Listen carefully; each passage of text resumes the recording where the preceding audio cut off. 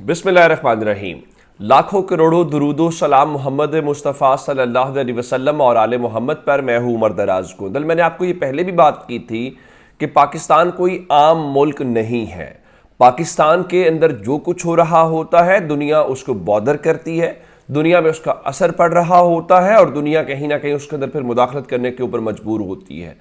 तमाम दोस्त ममालिक बड़े प्यार से, बड़े तहम्मुल से हमें यह समझा रहे हैं कि मामलात को खुद हल करें, ये चीज़ें आपके कंट्रोल से बाहर हो जाएंगी या हो रही हैं, लेकिन हम हैं कि जिद अना में पड़े हुए हैं। लेकिन अब एक बार फिर वो राब्ते शुरू हो गए हैं जो हमें पसंद नहीं होंगे।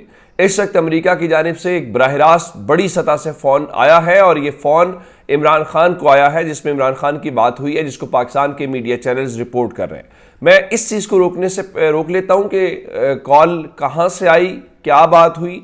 मैं आगाज़ कर लेता हूं।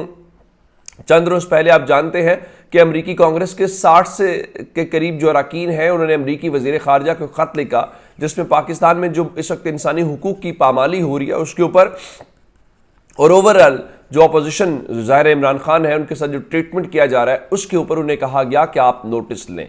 और ये एक लिहाज से देखा जाए तो आप ये भी कह सकते हैं कि पाकिस्तान के अंदरूनी मामलात के अंदर मुदाखलत है, लेकिन फिर आप कहेंगे कि आखिर दुनिया ने आवाज़ तो उठानी है, दुनिया ने पूछना तो है। आप दुनिया से आइसोलेटेड नहीं हो सकते कि आप ये कहें कि जी इसका मतलब तो फिर ये होगा कि आइंदा कोई भी मुल्क जो मर्जी करे तो उसको कोई कहे कि ठीक है जी आपको कुछ कहा नहीं जाएगा। तो जब आप अंदरूनी तौर पे अपने मामलात हल करने में नाकाम होते हैं तो फिर जाहिर है कि बाहर की दुनिया उसके अंदर कहीं ना कहीं अपनी चोंच मारती है या अपनी नाक घसेटने की कोशिश करती है, जो कि ठीक नहीं है। लेकिन इसके बावजूद ये खबरें हैं।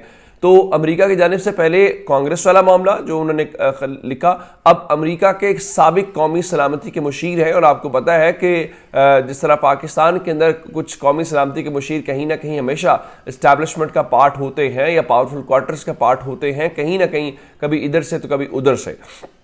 अमेरिका के साबिक कौमी सलामती के मुशीर हैं जॉन बोल्टन। उन्होंने इमरान खान से टेलीफोन के ऊपर बातचीत की है और टेलीफोन के ऊपर बातचीत करने के हवाले से जो इस वक्त चीज़ें हैं मैं आपके सामने वो रख देता हूं। उन्होंने क्या बात की है। एक तो कौमी सलामती के साबिक मुशीर की कॉल आना इट्सेल्फ एक मैसेज है, एक इंडिकेटर है और इस बात की निशानदेही है कि आप चीज़ों को उस तरह से वन साइडेड नहीं कर सकते। अगर आपका ख्याल है कि हम इमरान खान को यूं कर लेंगे, हम इमरान खान को वो कर लेंगे, तो कोई फ़र्क नहीं पड़ेगा। पहली बात तो ये।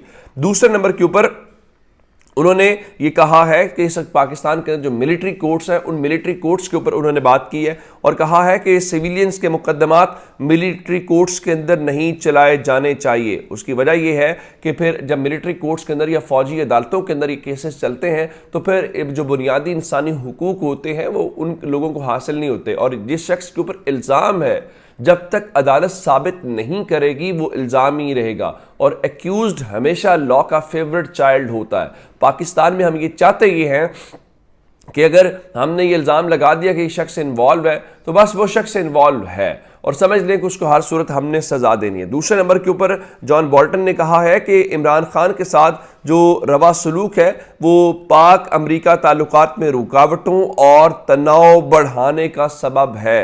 यानी वो इसका मतलब है कि अमरीका बहुत क्लोजली इस चीज़ को मॉनिटर कर रहा है और वो कह रहे हैं कि जनाब ये वजूहात हैं कहीं ना कहीं इन ताल्लुकात में जो सख्त तनाव आया हुआ है। और तनाव से क्या मुराद है मैं आपको बता देता हूँ। हाल ही में पाकिस्तान ने यहाँ पे हमारे सागदार ने अमरीकी सफ़ीर जो डोनाल्ड ब्लूम उनके पाकिस्तान के अंदर है उनके साथ मुलाकात की। उसके बाद अमरीका से बारहा पाकिस्तान ने रब्ता किया है और उनसे ये कहा है कि आप IMF से बात करें, आप IMF के ऊपर अपना असर रसूख इस्तेमाल करें, लेकिन उस सारी सूरत हाल में कहीं पे हमारी बात नहीं बन रही। ना अमेरिका बात सुन रहा है ना IMF बात सुन रहा है। तो इसकी आप समझ आ रही है वो क्यों नहीं ये सारा कुछ हो रहा। ये होगी पहले नंबर के ऊपर बात। दूसरे नंबर के ऊपर चल के आप जानते हैं कि जब आप इंसानी हुकूक की बात करेंगे तो फिर यूरोप और बाकी जो तमाम ममालिक हैं वो आपसे क्वेश्चन करेंगे। जैसा कि आप इंडिया के मामले को कहाँ उठाते हैं वहीं उठाते हैं तो वो चीज़ें गले भी पड़ती हैं, फिर उसके जवाब भी देने पड़ते हैं। तो पहले अमेरिका, उसके बाद आप कनाडा की तरफ आ जाते हैं। वहाँ पे सूरत हाल इस वक्त ये है कि पाकिस्तान की सूरत हाल के ऊपर 16 कैनेडियन अरकान पार्लियामेंट ने वज़ीर आज़म जस्टिन ट्रूडो को ख़त लिखा है और मैं इस हवाले से आपको बता सकता हूँ कि उन्होंने कहा कि पाकिस्तान में पुरअमन मुजाहिरों की इजाज़त होनी चाहिए साथ ही उन्होंने कहा कि पाकिस्तान में तशद्दुद के तमाम वाक़यात समेत बेगुनाह शहरियों, सहाफ़ियों और दीगर अफराद की गिरफ्तारी की मज़म्मत करते हैं। चले आप पहले अमेरिका तक जवाब देते हैं, इसका मतलब है कि यही चीज़ कनाडा के अंदर भी ऑब्जर्व भी की जा रही है और उनके अरकान पार्लियामेंट भी ये सवाल उठा रहे हैं। और अगर ये किसी लेवल के ऊपर, और अमेरिका और कनाडा के ताल्लुकात को भी आप जानते हैं वो कितने क्लोज हैं बहुत सारी चीज़ों के ऊपर, और जो आपके दुश्मन हैं उनके साथ उनका कितना अलायंस है, अगर उन्होंने कोई ऐसी स्टेटमेंट जारी कर दी उनके ऑफिस की तरफ से, प्राइम मिनिस्टर के ऑफिस की तरफ से या कहीं और, तो हमारी क्या इज्जत दुनिया में रह जाएगी या हम दुनिया को क्या जवाब देंगे? ये हमारे अरबाब इख्तियार को सोचने की ज़रूरत है। और इसके मुताबिक ये जो 16 जो अरकान पार्लियामेंट जिन्होंने जस्टिन ट्रूडो से रब्ता किया, उनके मुताबिक जी इन गिरफ्तार अफराद पर मुकदमात सिविल अदालत में चलाए जाने चाहिए और उनके मुताबिक इमरान खान पर आयद इल्जामात खुली अदालत में वाज़ेह किए जाएं। पाकिस्तानियों को अपनी किस्मत का फैसला आज़ाद और शफाफ इंतखाबात से करना चाहिए। और इस खत के मतन में यह भी लिखा गया है कि पाकिस्तान में जमहूरी एक अक़दार की हुक्मरानी के लिए साथ देंगे।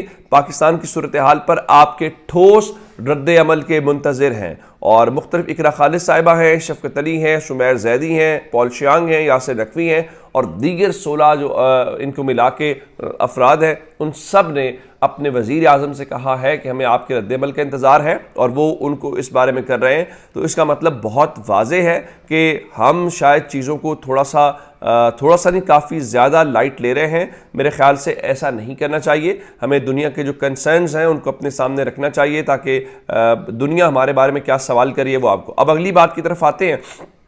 इस वक्त आपको पाकिस्तान के टीवी चैनल्स के ऊपर ओवरऑल एक ही ट्रेंड नज़र आ रहा है जी, हर कोई पाकिस्तान तहरीक-ए-इंसाफ छोड़ रहा है। हाँ जी, अगर आपने फ़िलहाल इस मुल्क में सियासत करनी है तो तहरीक-ए-इंसाफ का झंडा भी ना उठाएं, तहरीक-ए-इंसाफ के बारे में बात भी ना करें। गैर एलानिया तौर पर तहरीक-ए-इंसाफ के ऊपर एक पाबंदी लगाई गई है, लेकिन ऐसा होता नहीं है। आप ताकत के जोर के ऊपर ख़त्म करना होता तो पीपल्स पार्टी ख़त्म कर लेते, ताकत के जोर के ऊपर ख़त्म करना होता था मार्शल लॉ से ज़्यादा ताकत तो कोई नहीं हो सकती। अगर मार्शल लॉ नाकाम हो गए तो ये कैसे हो सकता है? सियासी ताकतें सियासत के ज़रिए सिर्फ ख़त्म हो सकती हैं। अब नून लीग वाले विकटें तो बहुत गिरा रहे हैं, लेकिन नून लीग वालों को अपने साथ हाथ हो गया और उनके अपने रहनुमाओं की परवाज़ें शुरू हो गई हैं। अब हुआ ये कि कल हम न्यूज़ के प्रोग्राम के अंदर बैठे हुए थे,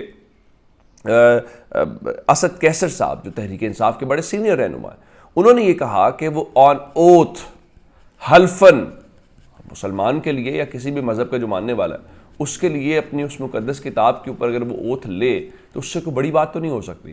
तो उन्होंने कहा मैं हल्फन ये कहता हूँ कि नून लीग की सीनियर लीडरशिप ने तहरीक-ए-इंसाफ से रब्ता किया है और तहरीक-ए-इंसाफ से रब्ता करने के बाद उनसे तहरीक-ए-इंसाफ में शामिल होने के लिए रिक्वेस्ट की है।